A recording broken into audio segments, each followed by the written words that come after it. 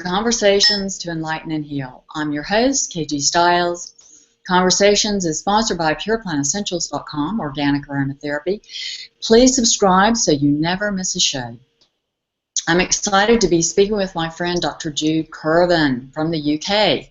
Jude is a soul astrologer and mystic and works with the higher frequency energies being birthed in the cosmos.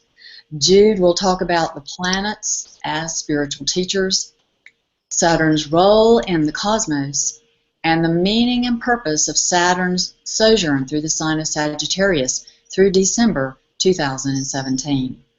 Jude holds a PhD in Archaeology, a master's degree in physics from Oxford University, with a specialty in cosmology and quantum physics, and is the author of several books by Hay House, including The 13th Step and The 8th Chakra. Please join me in welcoming to the show Dr. Jude Currivan. Welcome to the show, Jude. Thank you so much for joining us. I'm delighted to have you on the show to talk about astrology and this phenomenal period of history we're currently in. Thank you so much, KG. As always, it's wonderful to be with you, and I'm thrilled to be able to do that. And I'm also so excited about the folks who'll be joining us, and we're going to have fun. Yes, we're going to have fun. So talk to us. Tell us. Talk about the planets of our solar system as spiritual teachers. Okay. Well, first of all, I spell solar system, not S-O-L-A-R, but S-O-U-L-A-R, because for me, from a very, very early age, I've experienced all that we call reality, essentially as consciousness exploring itself. So in my perspective and my experience, our solar system, all the planetary bodies of our solar system, are essentially a group soul, and therefore have evolved and do evolve together. So for me, it's a very personal, experienced relationship with all of the consciousness in all the dimensions and realms of our solar system, our solar family. Yeah. And, you know, for me, I started experiencing and walking between worlds, as you know, when I was 4 years old. But I also started to study not astrology then, but astronomy then. So I suppose I'm closer to what the ancients would have been, which is a combination of astronomer and astrologer, a cosmologist. You know, over the last probably 30 years, I've developed an ever deeper relationship with the various of our solar, S-O-U-L-A-R, system, and understood how we can attune with them, connect in with their energetics and their essential archetypal consciousness for guidance, and also to flow with their influences. Because as astrologers, we understand that the matrix of influence is dynamic and flows. And so to be able to connect with that consciously, be aware of it and align with it consciously is a wonderful gift to ourselves. And of course, these influences play out not just on personal levels, but on collective levels. And over the last 20 or so years, it's not just individual astrology that I've been particularly focused on, but how at this amazing time, as you were mentioning, this time of a shift of consciousness, how our solar system, how the family of planets is influencing us on collective levels. So could you talk a little bit more about how an individual, like some of our listeners today, how can they do this? How can they connect to the planets as their spiritual teachers? What kind of shift do they need to make? How do they do that? Well, I suspect that many of our listeners, many of the folks joining us, are already in communication with various dimensions and realms, whether it's just their own higher selves wisdom, or whether they're connecting with elemental or deviant realms or angelic realms.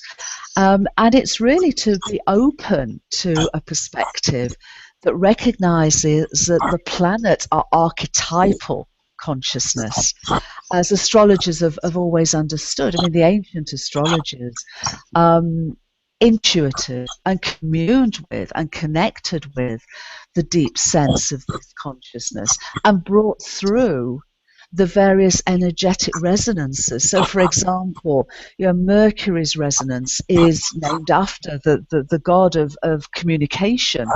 It's about expression, it's about communication, it's about signal, it's about messaging. Venus, there are two goddesses or two aspects of the goddess Venus in ancient myth and legend, and the transits of Venus across the sun come in pairs. They actually embody this different perspective of relationship. Mars, the god of war, but essentially the energetic, the drives we have, and so on and so forth. So I think the first thing is to be aware from an astrological perspective of what the wisdom keepers of different traditions have perceived as the energetic, archetypal energy of our various planetary members of our solar system. And then to open the door, as we would with any conversation, any communication, with that awareness. The thing for me, though, that's the biggest help is actually going outside and seeing the planets. The 5 visible planets, Mercury, Venus, Mars, Jupiter, Saturn, are glorious in the sky. The Hawaiian kahunas who perceive Sol as a living being, as a conscious being, as I do, and applaud sunrise and honor sunset. The ancients and astronomers know the phases of the moon. They connect in different ways. Would you have a relationship with someone that you'd never met? Well, possibly over the internet, yes. But, to go out into the night sky and look up and see the planets, glorious. It's just a wonderful way of just saying hello and opening that communication. And like all spiritual communications, the more we're open to it, the more that spirit comes towards us and helps us deepen that relationship and deepen that communion. Oh, that's perfect. Perfect. Let's talk about Saturn. Saturn's one of the social planets along with Jupiter. Yeah. What do you see these social planets? How are they helping us? I think they're very important, especially at this time, because I think we're really shifting in our consciousness to having a whole other different perception of ourselves. Yeah. So what is, we wanted to mostly focus on Saturn, but if you could briefly touch into Jupiter. Right now, Jupiter is in Leo retrograde. Yeah. And I see that, I've been looking ahead at some of the ways things are constellating with the Mars, Venus this year, and that is kind of interesting that Venus is going to do her retrograde in Leo this year when Jupiter's there. And it's also going to be hooking back up with Mars, which is going to be doing this dance right now. It's now, as Venus is going into Pisces right now, tomorrow. Yeah. It's going to start doing this flavor of the Mars-Venus, a little bit of touching into that, a little bit of flirtation there with the two of those. And they're going to be doing this dance all year. But I think this culmination point is going to come this summer when don't they come back together in Leo this year? Well, Jupiter might at that point, but at the moment, Jupiter essentially has been shining a light in Leo. For me, this is my perspective. Jupiter is expansionary. Yeah, he's the father of the gods. Yeah, the big expansion, the kingship, and of course he's been relatively near Leo, which of itself is a constellation of leadership, and he's also been relatively close to the brighter star of Leo, which is called Regulus, which is the king star. So Jupiter has really been shining this sense of personal empowerment and kingship, queenship, stepping into our empowerment. And I love that he's now beginning to move away through Cancer, which is adding a sort of an empathetic energy to his influence, and moving towards Gemini. So he's bringing new ideas into that leadership, that self-empowerment of who we are. And as you say, with Venus there, he's been sort of leading the way for us then with Venus to move into perhaps a deeper, more expansionary relationship with our own sense of empowerment, but how we share that and empower others to empower themselves. So I love the dance that they're making. I very much agree with that. And, you know, with Jupiter expanding, Saturn has the complementary aspect of grounding us. So Jupiter's back. Saturn then, Saturn's role. Saturn just moved into Sagittarius. Mm-hmm. And what do you see as his role, you know, right now, and the primary lessons it's bringing us as it goes through, as it transits through the sign of Sagittarius over the next almost 3 years? It's almost 3 years, yeah. And of course, he's just come out of Scorpio. For me, on a general level, Saturn's role, first of all, Saturn, an alternative name for Saturn in mythology is Kronos. And Kronos's role was about timing.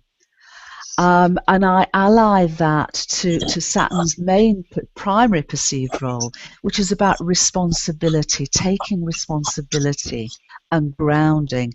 If we have something to do, if we have something to achieve, Saturn holds our feet to the fire. He's about structure.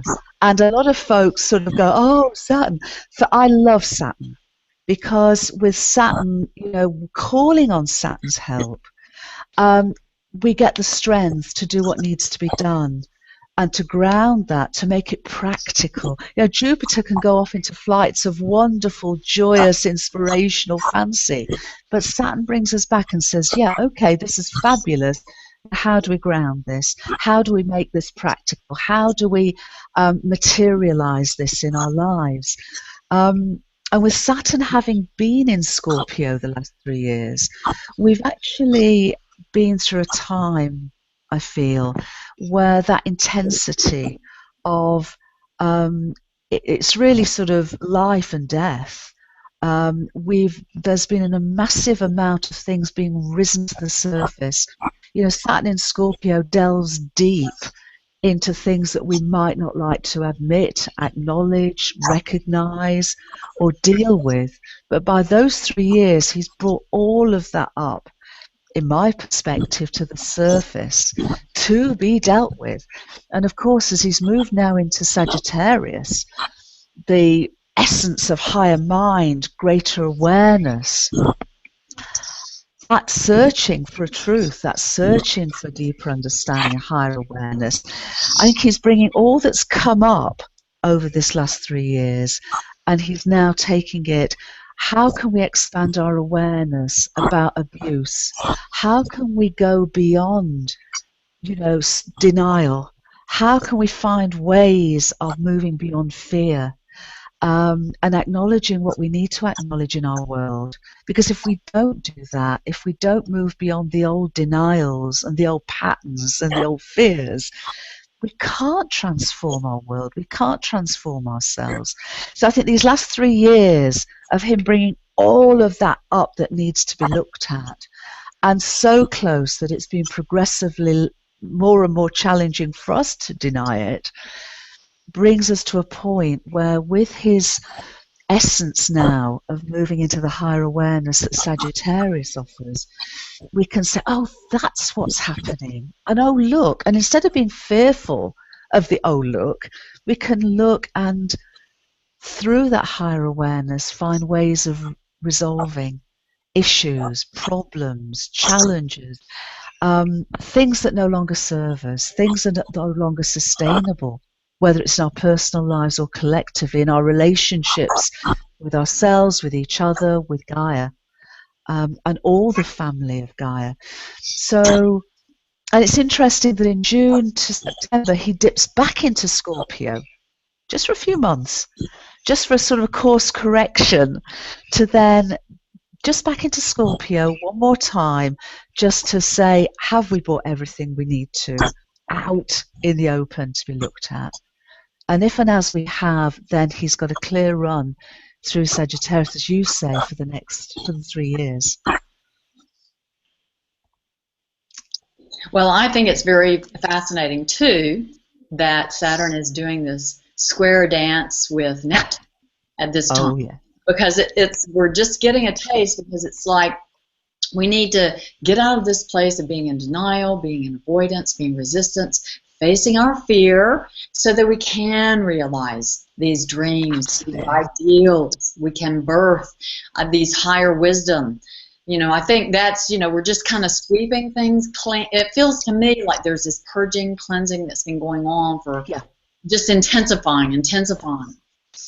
Making everything so that we can get real and really do the work of bringing the spiritual into the material. What do you think about that? Oh, I totally agree with you. I think it's what you mentioned right at the beginning. And what's so fascinating is that over this generational period, from about 2008 to the mid-2020s, we've got Pluto in Capricorn. He's transforming structures. The old structures either change or collapse. They can't hold. The old hierarchies, the whole monolithic structures, they're being taken down. Pluto's doing a great transformation job.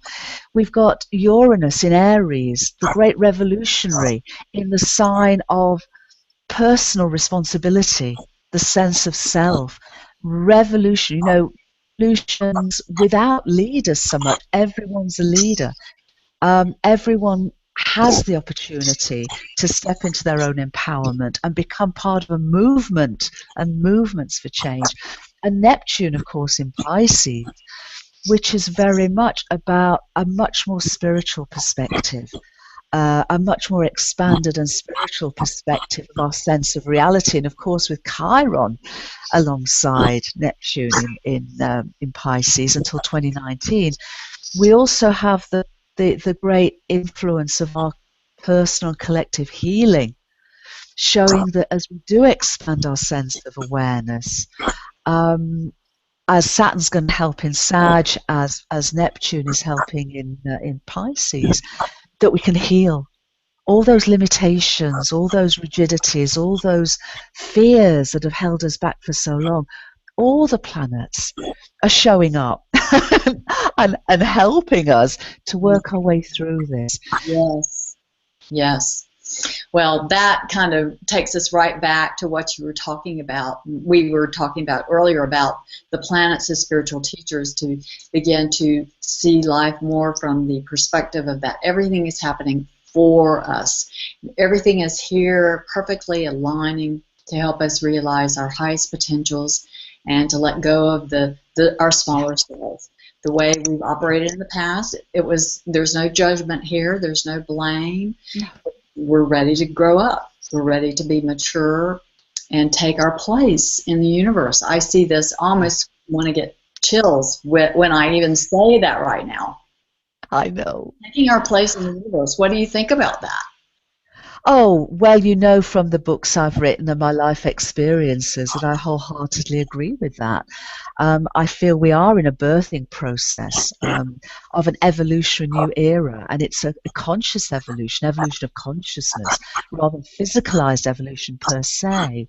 And, just going back to what I was saying, you asked me about how to connect with the planets, and I said, go outside and look at them in the sky. Wasn't being facetious about that. I really mean this, because if we go back to our solar system, my perspective is that when we are ready to have a planet become visible, that is what becomes visible within our collective psyche. So, for example, the inner planets, the personal planets, are always visible. The social planets are visible. But the outer planets, Uranus was discovered in 1781 at a time when we were going collectively through major revolutions, the planet of revolutions, the planet of waking up. Neptune was discovered in sort of 1840s, 1846, at a time when our sense of reality was expanding. Communications, we were going over oceans and spreading our wings in terms of our awareness. And of course, Pluto was discovered in 1930, where we're already starting to transform our world in many ways. And Chiron, the planetary healer, was discovered in 1977, which I date as being the time when in our collective psyche we began this healing process. And of course, our healing process is part of our remembering of who we really are and the letting go of what no longer sustains us. So now we're finding that outer planetoids are being discovered that are adding nuances to our collective psyche, like Sedna and Orcus and the trans-Neptunian Plutoids, the little planets. So I feel our remembering is not just the remembering of our psyche on an individual level, but also on a collective level. And that's going in parallel with us remembering the collective consciousness of our solar, SOULAR, consciousness. So the more we can commune with the members of our solar family, the more we can really remember the wholeness of our own greater sense of selfhood and collective psyche. For me, that's a crucial aspect of the shift in consciousness. Well, as you're describing that, right away, because I myself, whoa, what a huge identity that is. Saying, I mean, it's just really moving past this very limited construct identity I've had of myself, and so that's so expansive. I mean, there's so much room to grow, to evolve. That's being opened now. That's available. And so, of course, the place we've been coming from, which is a very small, limited identity, most of us have been very identified with ego, the lower mind, the split mind. We've been into blaming and judging and contrast, and which has been, there's no blame or judgment of that. That's a part of the whole evolution of our consciousness. It's like having training wheels on your bike. It's not wrong to have training wheels. But then there comes a time when it's time for you to let go of the training wheels and begin to have direct knowing. That's one of the things for myself, that's happening, is that I no longer need the whole contrast, but I just have a direct knowing. It's a direct experience of what to do, where to go, it's not, there's not a lot of rational. I don't really use a lot of that. It's this direct knowing. Do you relate to what I'm saying at all about having direct knowing rather than going through this whole rational process of deciding what to do? I mean, it's so cumbersome to work that way. It just slows things down. So, I mean, how do you relate to that? I mean, I relate very much to that. And, over my own journey, over nearly 60 years of progressively expanding awareness, it's just such a joy to be in this direct experiential, this direct knowingness. But what I've found over the at least 2 decades of really working ever more on this solar consciousness is how it's then just another step to expanding into galactic awareness, to expanding into universal awareness, to expanding into cosmic unity awareness.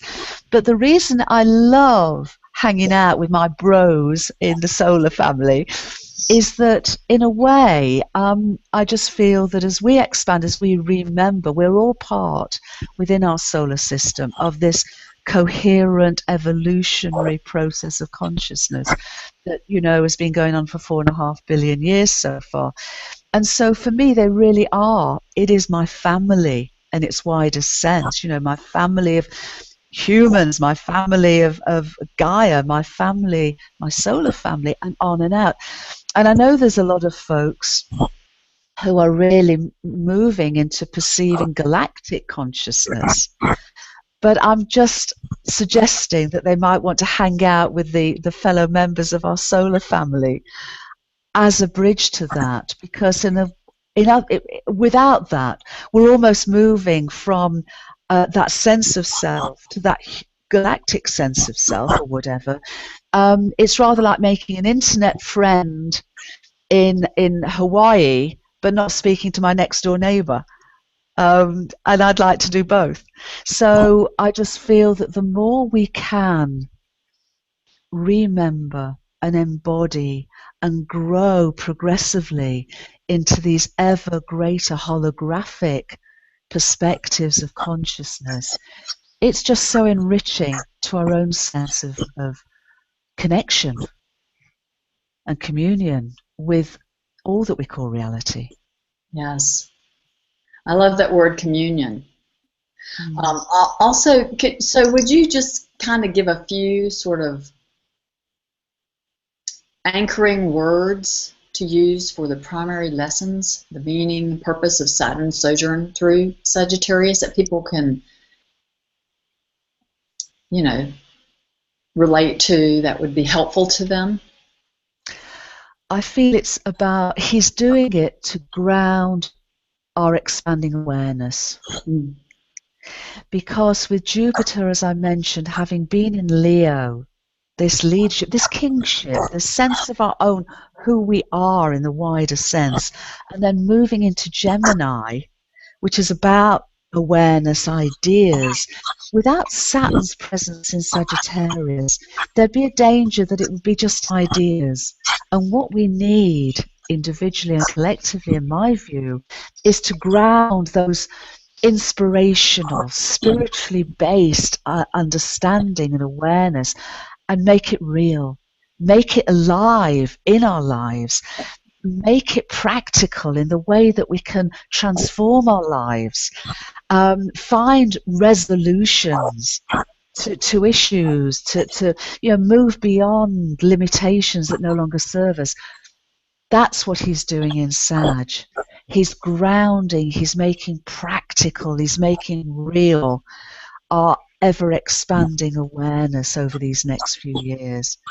We need his help, and the more we can commune with him, the more we can align with that influence, the more I feel we'll enable it to flow, not just through our own lives, but through our collective experience and evolution. Well, if you're open to it, we can have open it up to see if your viewers would like to ask any questions, any particular questions they might have about anything you've talked about, related to Jupiter or the planets as spiritual teachers. Does anyone out there have some questions to ask Jude? Just enter your question in the chat window, and I'm sure Jude would be. This is your opportunity. Anybody have a question?